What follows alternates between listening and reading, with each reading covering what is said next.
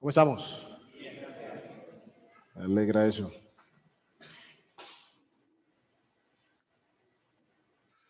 Hay domingos que se pasan tan rápido, ¿cierto?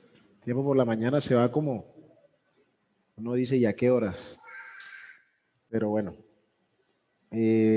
Salmo 51,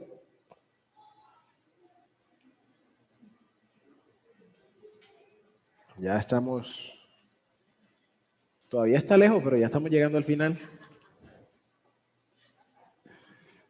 Ya casi, estamos más cerca. Salmo 51, vamos a leer versículos 14 en adelante.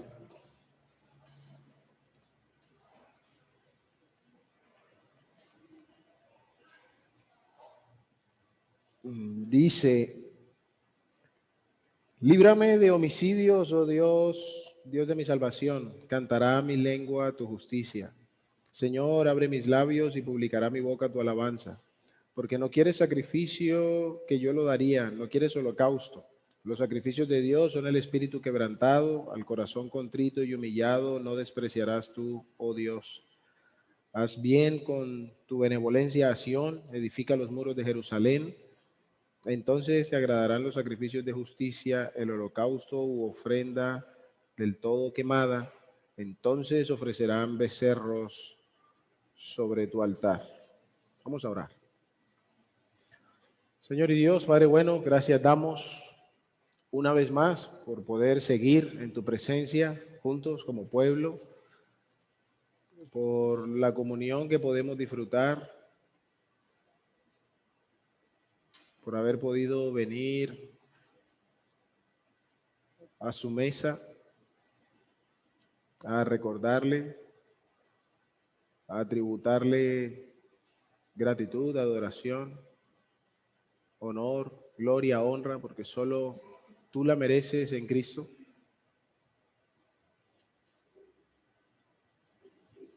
Gracias por poder tener presente, fresco en nuestra mente,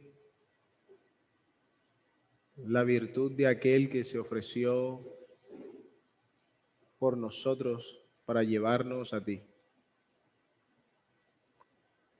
Gracias damos, Señor, por el regocijo que podemos experimentar en tu presencia. Gracias te damos por estar ahora frente a tu palabra, suplicando la dirección de tu Espíritu Santo, oh Dios,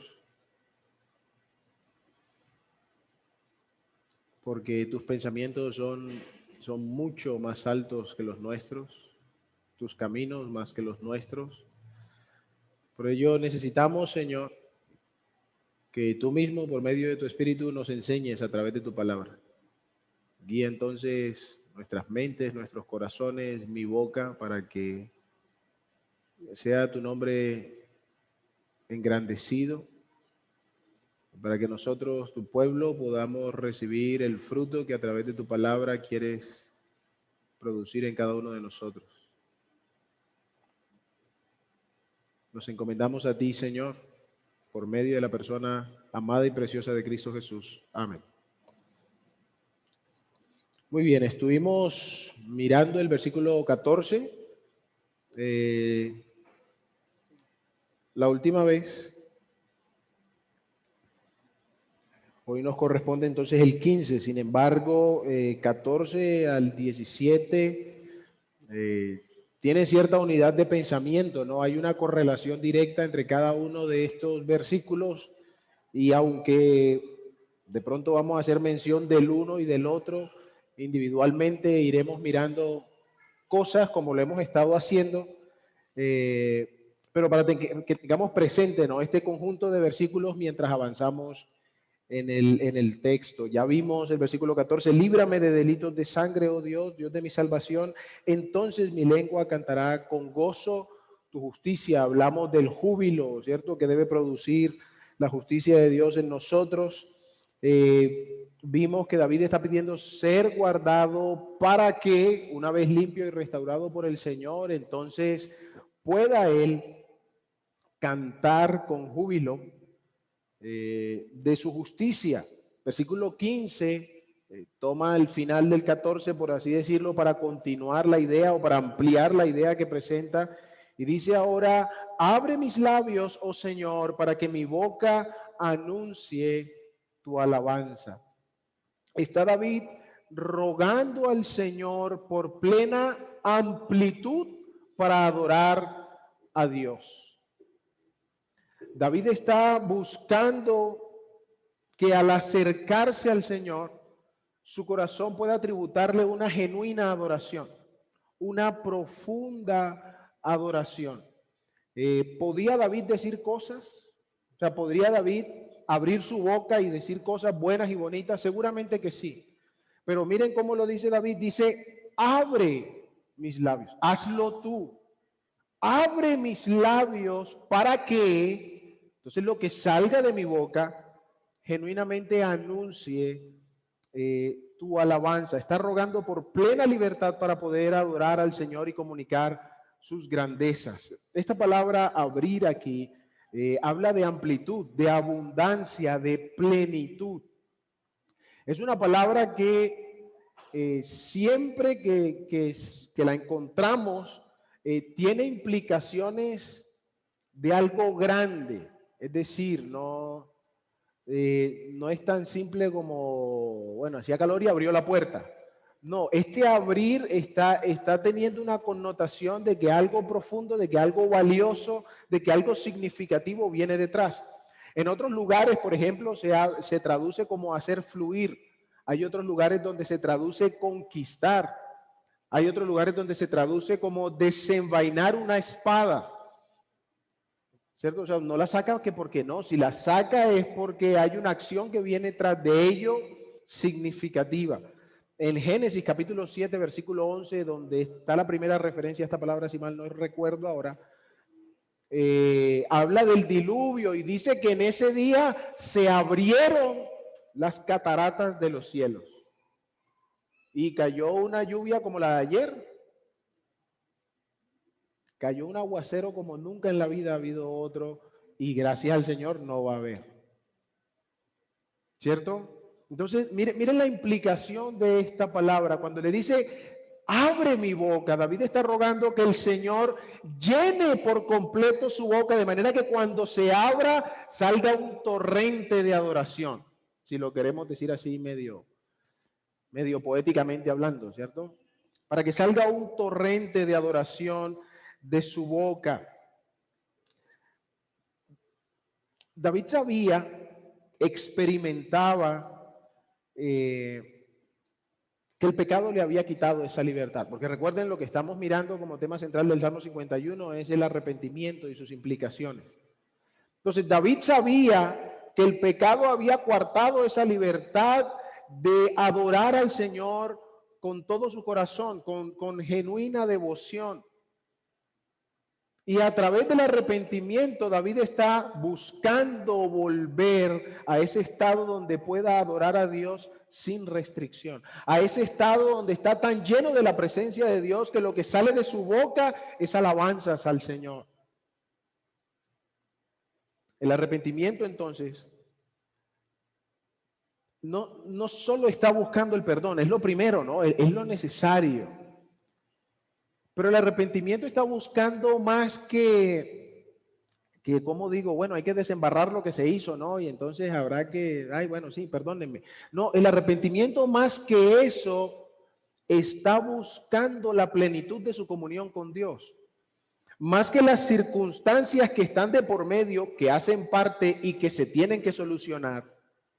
El arrepentimiento está de cara al Señor buscando la plenitud suya una vez más, porque el pecado lo ha quitado, como vimos en versículos anteriores. Porque mientras el pecado está presente, es imposible rendir al Señor tal adoración. Digamos, el Señor pudiera decirnos, bueno, te perdono. Pero si el Señor no removiera el pecado de nuestro corazón, aún seguiríamos imposibilitados para adorarle con total profundidad. ¿Sí comunico bien lo que quiero decir o no? No es que el Señor no lo haga, ¿no? Cuando Él hace todo completo. Pero lo que me refiero es que este deseo de David está expresando eso. Repito el versículo 14. Me perdí, ¿dónde estoy? Versículo 14, líbrame de delitos de sangre, oh Dios, Dios de mi salvación. Entonces mi lengua cantará tu justicia. Solo cuando sea guardado por el Señor, solo cuando el pecado no tenga morada en mi vida, y no estamos hablando en el sentido perfecto porque moramos en esta carne en la cual mora el pecado, pero tampoco estamos diciendo que tenemos licencia para estar pecando. Pero si frente al pecado no tomo acción delante de Dios, entonces mi lengua no puede cantar tu justicia. Entonces yo no voy a estar lleno de la plenitud de Dios como para que cuando se abra mi boca haya un torrente de adoración, hayan profundas alabanzas para Él. No puede ser en el sentido completo y profundo. ¿Qué estoy diciendo con esta aclaración? Bueno, nosotros podemos abrir la boca y decir cosas. ¿Pero quién la está abriendo? Yo. ¿Sí me hago entender? Pero es distinto cuando el Señor abre nuestros labios. ¿Más claro así o no? Entonces, en este arrepentimiento, nuestro corazón, a pesar de, vuelvo a digo, lo que intermedia que hay que resolver, como ya vimos antes que David trata específicamente con sus acciones, David está buscando en profundidad una vida de adoración delante de Dios. Y esto de anunciar su alabanza no es solo cantando, no tiene que ver únicamente con el acto de cantar. Publicar la alabanza del Señor puede ser orando, puede ser en las conversaciones que tenemos con otras personas, cuando describimos las grandezas de Dios, cuando recordamos los beneficios de Dios, cuando admiramos el trato de Dios con nuestra vida, en su paciencia, en su misericordia, aún en su disciplina para con nosotros, estamos anunciando su alabanza. Pero nuestra vida ha de ser llena, nuestros labios han de ser abiertos por Él. Un escritor, Bounds, escribió con respecto a la oración, pero es una idea que traduce o explica lo que estamos queriendo comunicar. Dice lo siguiente: las personas que oran y no las que, o sea, le está hablando del hábito continuo de la oración, ¿cierto? Le está hablando de la devoción de la oración, no de que oré por la comida y no. Dice, las personas que oran quieren todo lo que Dios tiene para ellas. No se satisfacen con algo así como una vida religiosa inferior, superficial, imprecisa e indefinida. Los creyentes que oran no solo van tras una profunda obra de gracia, sino que quieren la más profunda obra de gracia posible que haya sido prometida. No van tras la salvación de un pecado, quieren ser libres de todos los pecados, tanto internos como externos. Desean liberación no solo de la acción de pecar, sino del pecado mismo, de su esencia, de su poder y de su contaminación. Van tras la santidad del corazón y la vida integral. Cierro comillas.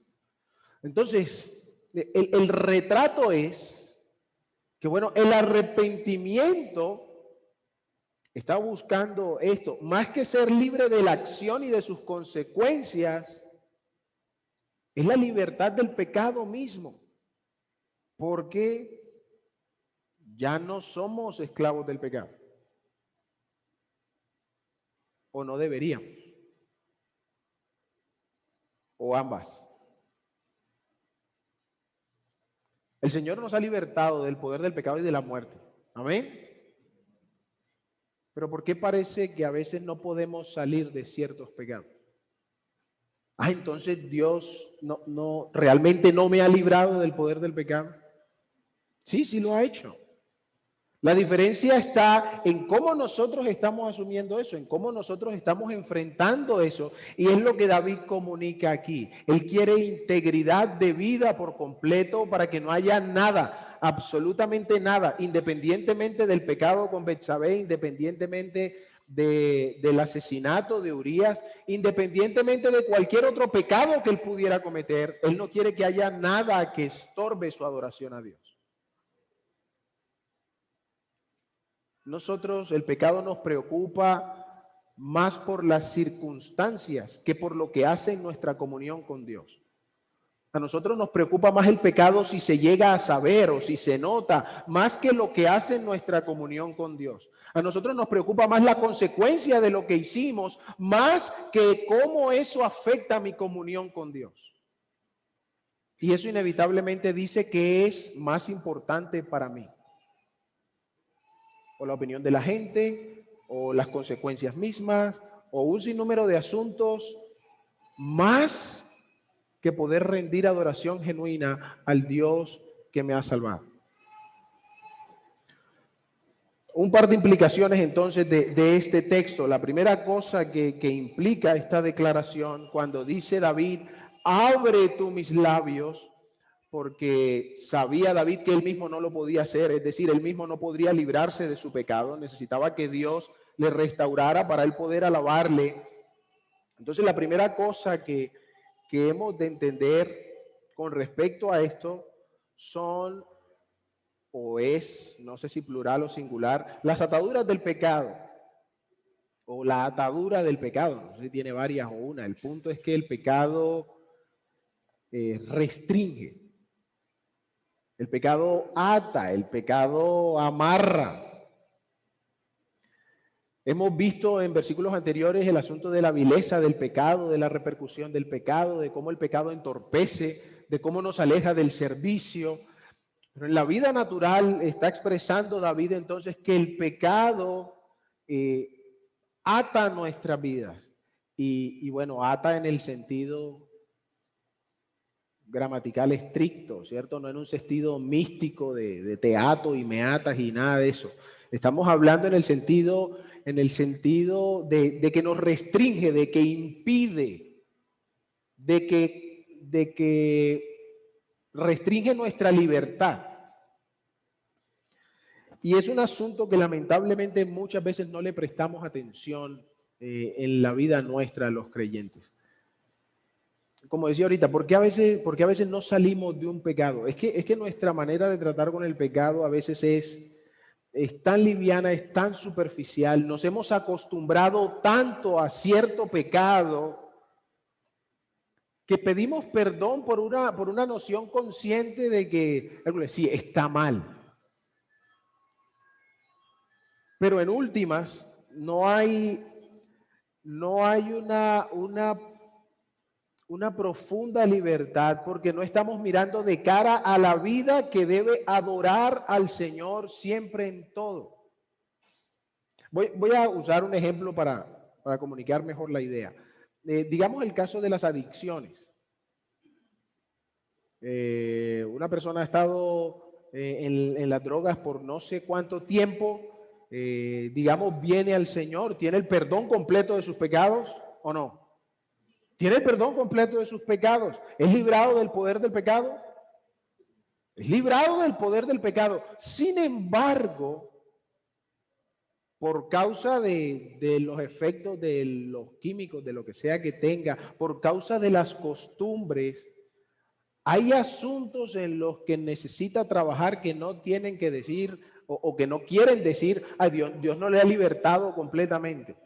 No, tiene que cambiar sus amistades, tiene que cambiar sus costumbres, tiene que cambiar la forma como resolvía sus problemas. O sea, tiene que trabajar en muchas circunstancias de vida que siguen ahí, pero eso no quiere decir que Dios no le haya libertado del pecado. Eso no quiere decir que deba seguir esclavizado al pecado, no quiere decir nada de eso. Es un asunto de, bueno, Señor, ahora quiero agradarte, entonces debo entender que el pecado ha estado esclavizando mi vida y mi cuerpo ha estado acostumbrado a esta esclavitud.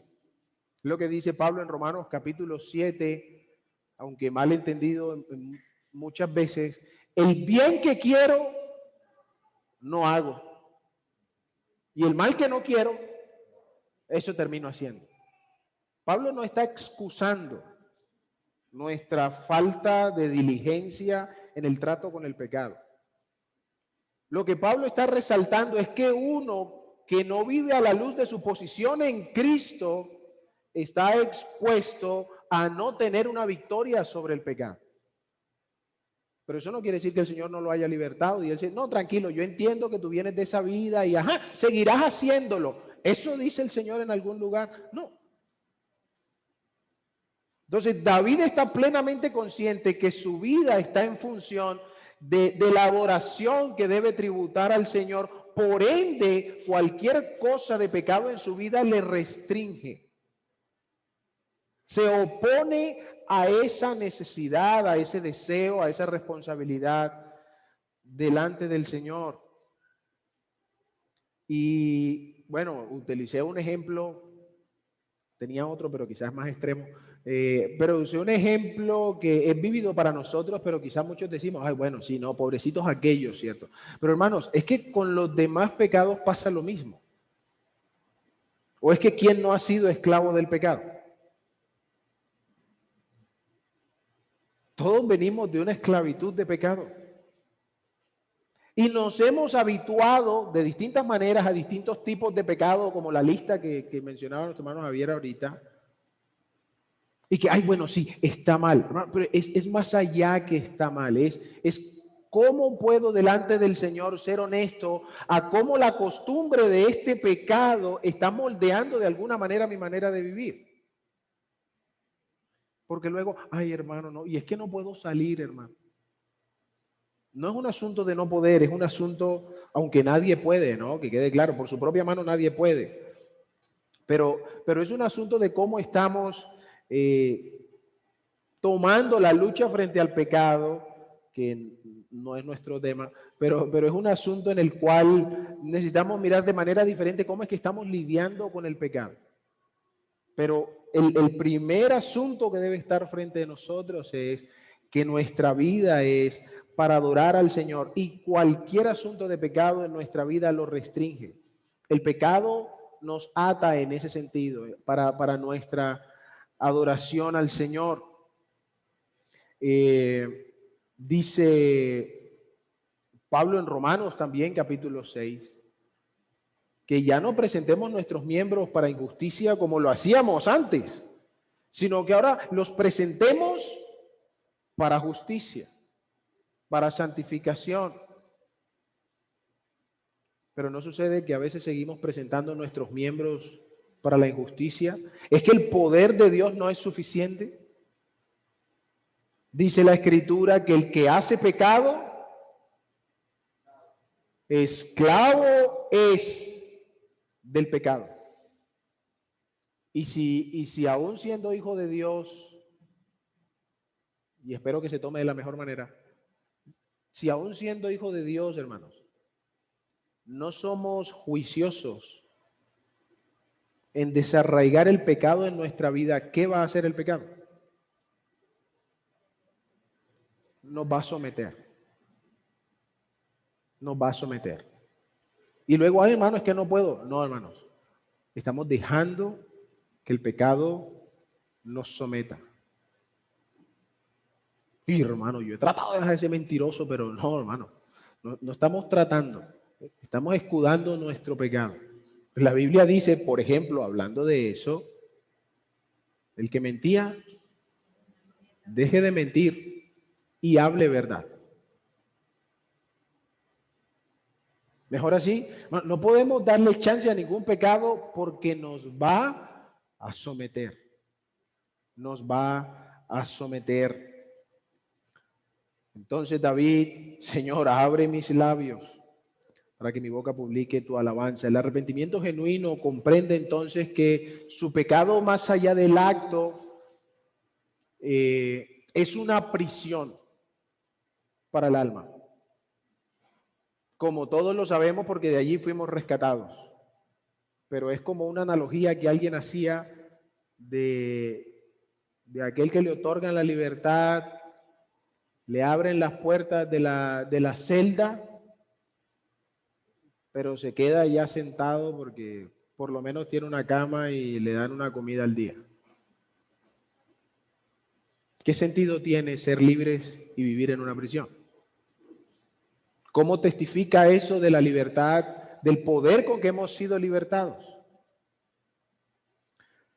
La segunda implicación que quiero que miremos en este versículo,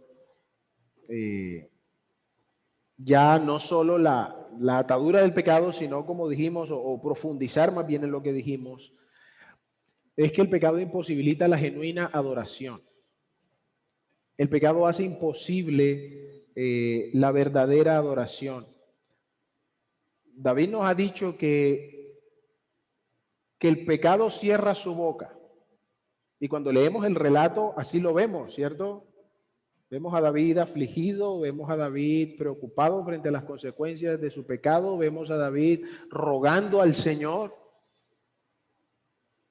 No vemos a David allá todo alegre cantando, ¿cierto? Con su arpa, lo vemos afligido. El pecado cierra nuestros labios. El pecado impide que alabemos al Señor. Una vez más, en el sentido completo. Porque si son como yo algunos, a mí me gusta cantar aunque cante mal, pero de nada sirven las palabras si no ha sido el Señor el que ha abierto mis labios. Podemos estar aquí cantando más duro que cualquiera y el Señor no está recibiendo nada. Porque en nuestro corazón estamos consintiendo el pecado. Porque no hemos desarraigado el pecado en nuestra vida. Hermanos, necesitamos comprender que el ejercicio de adoración a Dios requiere una vida en santidad. La adoración a Dios no es un formalismo, aunque incluya cierta parte ritual, digamos. Es decir, aunque incluya que hagamos esta reunión, aunque seamos mandados a venir aquí, aunque cantemos, aunque hagamos muchas cosas. La adoración a Dios no son las cosas que se hacen. La adoración a Dios es la vida que declara quién es Él sobre nosotros. Entonces, todo lo que se hace es de valor para Él. Lo dice David, versículo siguiente. Pues tú no te deleitas en el sacrificio. ¿Pero cómo? Dios no mandó los sacrificios. 17 dice, el sacrificio de Dios es, los sacrificios de Dios son un corazón contrito. Entonces necesitamos, hermanos, revisar nuestra vida en este aspecto en cuanto a en qué consiste la adoración que nosotros decimos rendir a Dios.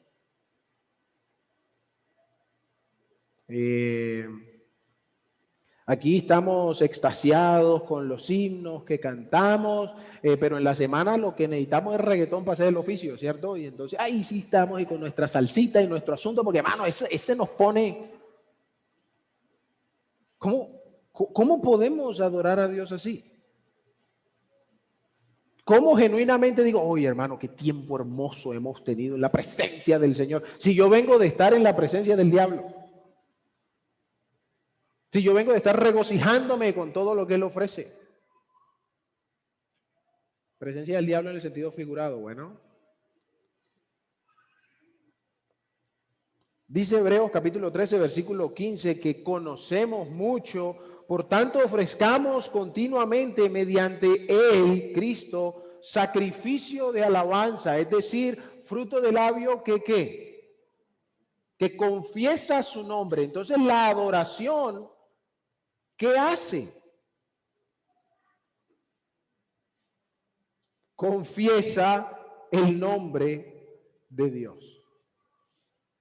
Entonces, si, qué sé yo, a alguien se le ocurre que me va a comprar la moto y yo le hago un chanchullo ahí y lo salgo tumbando, ¿cómo confiesa eso el nombre de Dios? ¿Estoy adorando a Dios? Ahora, la pregunta es, porque aquí es donde muchas veces está la dificultad, ¿he sido llamado a adorar a Dios mientras hago eso? Sí, hermano. O sea, no haciendo el chanchullo, ¿no? pero en el negocio soy llamado a adorar a Dios haciendo el negocio. Tengo que ser honesto en lo que hago. Tengo que confesar a Dios en lo que estoy haciendo. Eso es una vida de adoración, hermanos. Eso es lo que Dios clama, pide, requiere de los suyos cuando, bueno, no ruega, pero cuando pide adoración. Hermanos, es un reconocimiento del valor suyo sobre nuestras vidas todo el día, todos los días. Porque no sé ustedes, pero yo no solo canto aquí. O sea, si vamos a hablar de cantar, yo no solo canto aquí. Canto en mi casa, yo canto cuando estoy trabajando, canto cuando voy por allá en el carro. ¿Qué llamamos nosotros adoración y cómo se la estamos ofreciendo? En 1 Corintios 12 dice, por tanto, os hago saber que nadie hablando por el Espíritu de Dios dice Jesús es anatema y nadie puede decir Jesús es el Señor excepto por el Espíritu Santo. Entonces, la adoración, ¿qué hace? La adoración es una obra del Espíritu con la que confesamos el señorío de Cristo.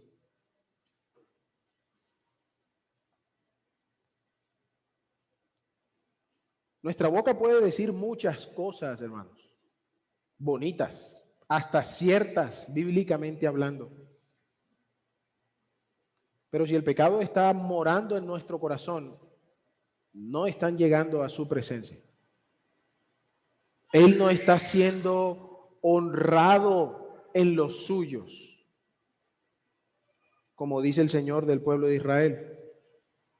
De labios me honra, pero su corazón está lejos de mí. El Señor, hermanos, no se impresiona con nuestra melodiosa voz. El Señor nos impresiona con la elocuencia que tenemos al hablar. El Señor nos impresiona porque hablamos más duro que todos los demás. Hermanos, de hecho el Señor nos impresiona, ¿no? Pero hermanos, lo que el Señor está buscando, como dice Hechos 10:35, es de todo el que en toda nación le teme y hace lo justo. Ese le es acepto. El profeta Miqueas registró por medio del Espíritu, ¿con qué me presentaré al Señor y me postraré ante el Dios de lo alto? Me presentaré delante de él con holocaustos, con becerros de un año. Se agradará el Señor de millares de carneros y miriadas de ríos de aceite. Ofreceré mi primogénito por mi rebeldía, el fruto de mis entrañas por el pecado de mi alma. Él te ha declarado, oh hombre, lo que es bueno. ¿Y qué es lo que el Señor demanda de ti, sino solo practicar la justicia, amar la misericordia y andar humildemente delante de tu Dios? Si eso está en nuestro corazón, entonces vamos a traer sacrificios que le agraden. Entonces vamos a traer sacrificios que confiesen su nombre. El arrepentimiento, entonces, hermanos, más que un llamado, como decíamos antes, a desembarrar el daño, es un llamado a rendir adoración genuina a quien la merece. Seguramente estaríamos más quebrantados en nuestro arrepentimiento si estuviésemos buscando adorar a Dios cuando venimos arrepentidos delante de Él.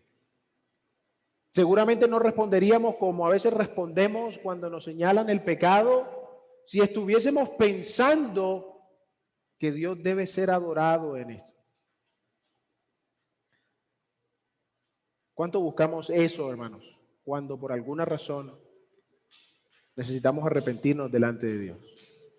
Que el Señor nos ayude a tener presente, a buscar continuamente en nuestro corazón una vida de genuina adoración, no de palabras, sino que cuando las palabras salgan, el Señor vea un corazón enteramente quebrantado delante de Él. Oh Dios y Padre Santo, gracias damos a ti por tu palabra. Gracias damos a ti, Señor, por el perdón tan grande que hemos recibido en Cristo Jesús. Gracias porque si hoy podemos cantarte es porque tú has abierto nuestros labios, Señor.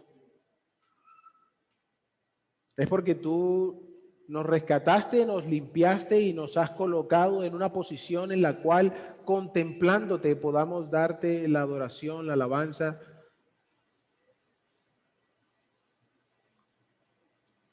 Aún, Padre, hemos de reconocer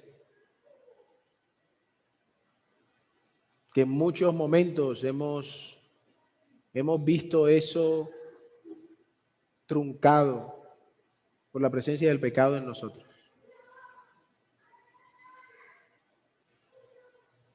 Rogamos, Señor, que por tu palabra podamos ser solícitos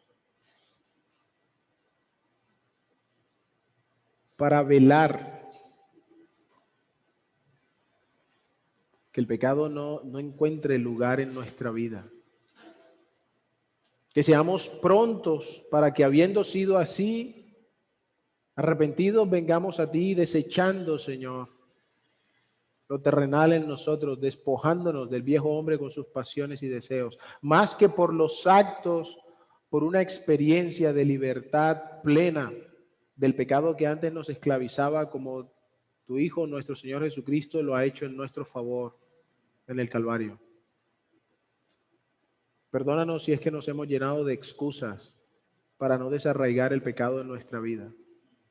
Y dirígenos, Señor, con tu Espíritu y por medio de tu palabra, para vivir en absoluta integridad, de manera que cuando nuestra boca se abra, no haya forma de impedir la alabanza y la adoración que a ti es necesario tributar. Que nuestras bocas continuamente, Señor, expresen la gratitud, la devoción, la alabanza, Señor, que es fruto de una vida en tu presencia. Que podamos adorarte, no solo en las formas, sino que en nuestra vida, día a día, momento a momento, pueda ser una voz indiscutible del Dios que es invocado sobre nosotros. A ti, Señor, rendimos nuestras almas, a ti elevamos nuestras voces, exaltamos tu nombre por medio de aquel a quien has puesto por cabeza sobre todas las cosas de la iglesia. A él sea la gloria y la honra por los siglos de los siglos. Amén.